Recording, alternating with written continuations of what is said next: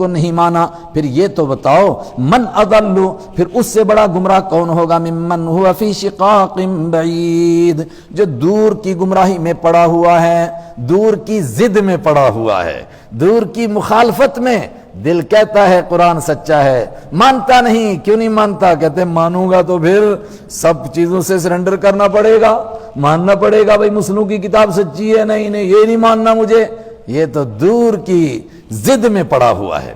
اور آخری دو آیتیں رہ گئی اور بڑی زبردست آیتیں، سنریہم آیاتنا فی الآفاق وفی انفسہم حتی یتبین لہم انہ الحق۔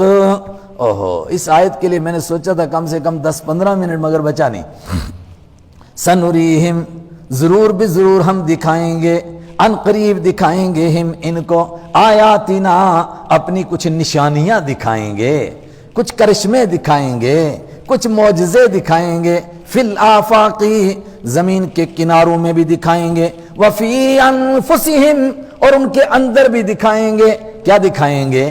ایسی نشانیاں، حتی یتبین، یہاں تک کہ ان کے سامنے یہ بات کھل کر کے آ جائے گی، انہ الحق، کہ یہی قرآن سچا ہے۔ کیا باتیں دکھائیں گے؟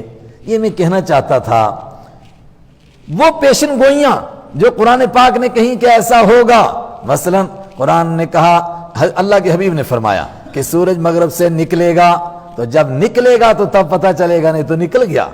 قرآن نے کہا ایک جانور نکلے گا اور لوگوں سے بات کرے گا، اور اللہ کے حبیب نے فرمایا کہ جس دن جانور نکلے گا اسی دن سورج نکلے گا، جو ان میں سے پہلا نکلے گا دوسرا فوراً نکل جائے گا۔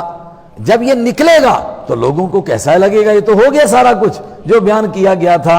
ہم کچھ ایسی نشانیاں دکھائیں گے۔ اس دور میں کیا دکھایا گیا تھا؟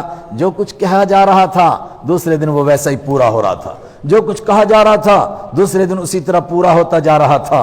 اللہ اکبر۔ غزوہ بدر میں، آج کل تو یوں ہی جنگ ہوتی ہے، اس وقت میں جنگ بھی ترتیب سے ہوتی تھی، صفیں لگیں، ادھر سے ڈھول بج گیا، بگل بجا، ادھر سے جواب نہیں دیا جا رہا ہے۔ حضرت ابوبکر صدیق دیکھتے ہیں حضور کہاں ہیں، جواب کیوں نہیں دیا جا رہا ہے؟ دوڑ کر کے گئے، آپ اس چھپر کے اندر دعا کر رہے ہیں، ایسا دعا میں غرق ہیں، اللہ اکبر۔ حضرت ابوبکر صدیق کو ترس آ گیا، فرمایا آپ نے بہت دعا کر لی ہے، اب چلیے۔ آپ زرہ پہنے ہوئے تھے، باہر نکلے تو کیا کہہ رہے تھے آپ کی زبان، بخاری کی حدیث، آپ کی زبان تھا، زبان پر تھا، قرآن کی آیت تھی، سیہزم الجمع ویولون الدبر بل الساعۃ موعدہم والساعۃ ادہا وامر۔ ارے یہ کیا ہیں، مکہ والے یہ نہیں ہاریں گے، ساری دنیا کی پارٹیاں قرآن کے سامنے ہاریں گی، اور یقینی طور پر ہاری ہوئی ہیں۔ آج بھی قرآن جس انداز سے گفتگو کر رہا ہے کوئی اس کا مقابلہ نہیں کر سکتا ہے۔ آپ نے پیشن گوئی کی، پارٹیاں ہاری کہ نہیں ہاری ہیں، اور اس کے آپ کے مقابلے میں کیسر اور کسرا تھے، کوئی سوچ سکتا تھا یہ بھی ہار جائیں گے، مگر ہارے ہیں۔ ایران کا بڑا کمانڈر گرفتار ہوا، ہرمزان، حضرت عمر نے اس سے پوچھا، اس نے ایمان قبول کیا، اس سے پوچھا کہ مجھے مشورہ دو، ہمیں کیا کرنا چاہیے، انہوں نے ہم پر حملہ کر دیا ہے۔ انہوں نے فرمایا کہ دیکھو، اگر تم ان پر حملہ کرتے ہو، رومیوں پر، اگر اس پر کرو گے تو یہ بازو کٹیں گے، سر کاٹو تب بات بنے گی۔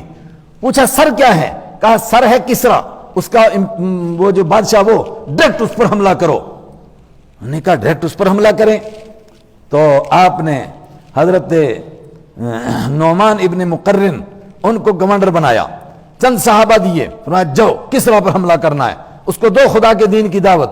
جب وہاں پہنچے اس کا کمانڈر آیا 40,000 لوگوں کو لے کر، اس نے کہا بھئی ایک بندہ نکلے، میں ان سے بات کرنا چاہتا ہوں۔ مغیرہ ابن شعبہ نکلے میدان میں، کہا بول کیا بات کرنا چاہتا ہے؟ اس نے کہا ما انتم، تم کیا بلا ہو؟ انسان نہیں کہا ما انتم، کیا بلا ہو؟ انہوں نے کہا میں بتاتا ہوں کیا بلا ہیں۔ ہم وہ غربت زدہ لوگ تھے جو چمڑے چباتے تھے، ہم وہ غربت زدہ لوگ تھے جو کھجور کی گٹھلیاں کھاتے تھے، ہم وہ لوگ تھے جن کو کوئی غلام نہیں بناتا تھا، کوئی بکریاں چرانے کے لیے آجڑی نہیں رکھتا تھا۔ پھر کیا ہوا؟ کہا ہم پتھروں کو پوجتے تھے، درختوں کو پوجتے تھے، کیا کیا کرتے تھے؟ اللہ نے ایک نبی بھیجا، ہم کو سمجھ آ گئی۔ انہوں نے کہا یہ دین لے کر کے جاؤ، لوگوں کو پہنچاؤ، جو اس کو مانے گا اس کو عزت ملے گی، ملک اسی کا رہے گا، ہمیں اس کے ملک سے کوئی غرض نہیں، نہیں مانے گا خدا اس کو ذلیل کرے گا۔ اب بول تو نے کیا کرنا ہے، عزت کا راستہ اپنانا ہے کہ ذلت کا راستہ؟ اللہ اکبر، کیا بات کہی! اور پھر اللہ نے کامیابی عطا فرما دی، سنریہم، ہم دکھائیں گے۔ لیکن وقت پورا ہوا، میں ایک اور بات کہنا چاہتا تھا۔ قیامت سے پہلے کچھ انکشافات ہوں گے، لوگوں کی عقل دنگ رہ جائے گی کہ قرآن نے کیا بیان کیا، یہ وہ سائنسی انکشافات ہوں گے۔ اس کے لیے چاہیے تھا اس طرح کے لوگ ہی میدان میں آتے، لیکن یہاں دو قسم کے لوگ ہیں۔ ایک وہ لوگ ہیں جو کسی نہ کسی درجے میں اگر قرآن کا ان کے پاس کوئی علم ہے مگر وہ سائنس کا علم نہیں رکھتے ہیں۔ ایک بھاری طبقہ ہے جس کے پاس سائنس کا علم ہے مگر ان کے پاس قرآن کا علم نہیں ہے، وہ بڑے اخلاص سے بیچارے اٹھتے ہیں مگر ٹھوکریں کھاتے ہیں، اور جتنے بھی اس میدان میں آئے اکثر نے ٹھوکر ہی کھائی، شاید ہی کوئی بچا ہو۔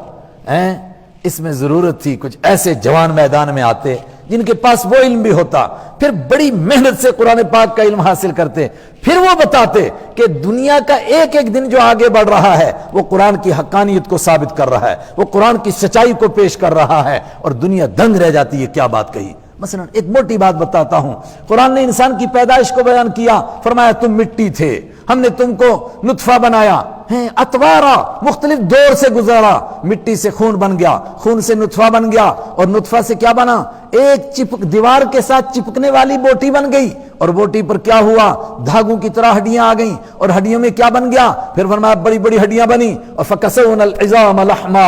دنیا کے جتنے ماہر ہیں انسان کی اپنی جسمانی کیفیت پر، وہ جب بھی اس آیت کو پڑھتے ہیں بے ساختہ ان کا سر زمین پر جھک جاتا ہے، لیکن اس کو کھولنے کے لیے ویسے بندے چاہیے۔ اللہ پیدا کرے گا، ظاہر ہے جب اللہ نے کہا کہ ہوگا ایسا تو ہو کر کے رہے گا، مگر دونوں چیزوں کا ماہر، ورنہ اکثر لوگ جو ادھر گئے ٹھوکریں کھاتے رہے۔ سنوریہم، ضرور ہم دکھائیں گے، ہم ان کو آیاتنا، اپنی نشانیاں، فی الآفاق، پورے عالم میں، وفی انفسہم، اور ان کی ذات میں دکھائیں گے، حتی یتبین، یہاں تک کہ واضح ہو جائے گا ان کے لیے، انہ الحق، کہ یہ قرآن ہی سچا ہے۔ اولم یکفی بربک، کیا کافی نہیں بربک، تیرے رب کے لیے، تیرا رب کافی نہیں، انہ علی کل شیء شہید، کہ وہ ہر چیز پر گواہ ہے۔ مطلب قیامت تک جو کچھ ہوگا اللہ تو اس پر گواہ ہے نا، جب اللہ نے بیان کیا تو اس کے خلاف کیسے ہو جائے گا؟